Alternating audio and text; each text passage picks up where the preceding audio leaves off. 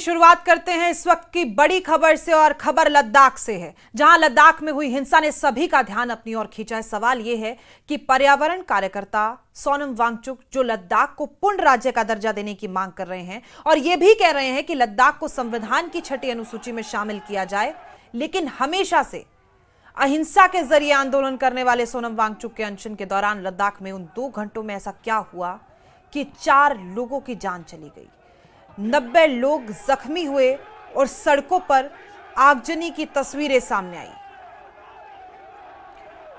सूत्रों से यह पता चला है कि इस हिंसा के दौरान लद्दाख के जेनजी युवाओं को गुमराह किया गया था और एक सुनियोजित प्लानिंग की गई थी। यह प्रदर्शन उस वक्त हिंसात्मक हो गया जब हजारों की संख्या में युवा लेके एनडीएस मेमोरियल ग्राउंड में इकट्ठा हुए।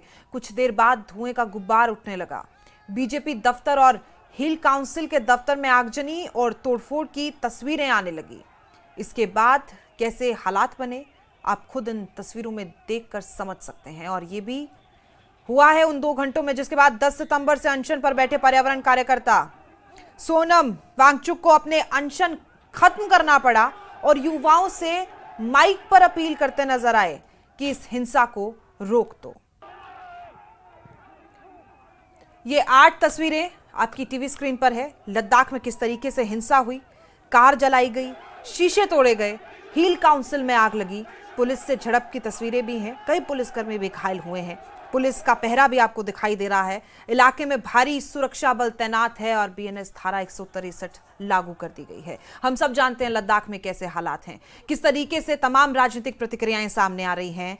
सबका कहना है कोई कांग्रेस पर आरोप लगाता हुआ यहां पर नजर आ रहा है। बीजेपी का कहना है कि सोनम वांगचुक के भड़काऊ भाषणों से ये हिंसा जो है वो भड़की है। वहीं हमने सुना कि पीडीपी प्रमुख महबूबा मुफ्ती ने भी अपने बयान में कहा कि जब लद्दाख जम्मू कश्मीर का हिस्सा था उस वक्त लोग कहीं सुकून की चैन ले रहे थे और कहीं ना कहीं खुश थे। अब यहां पर सरकारी व्यवस्थाओं का बोलबाला होना है, इस वजह से लोग आक्रोशित हैं। आग पूरे लद्दाख में दिखाई दे रही है, लोग सड़कों पर उतरे हुए हैं।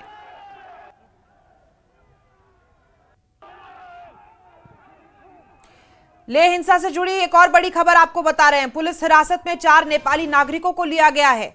हिंसा में नेपाली नागरिकों का इस्तेमाल है, सूत्रों के हवाले से बड़ी खबर। नाबालिगों को हिंसा में किया गया शामिल।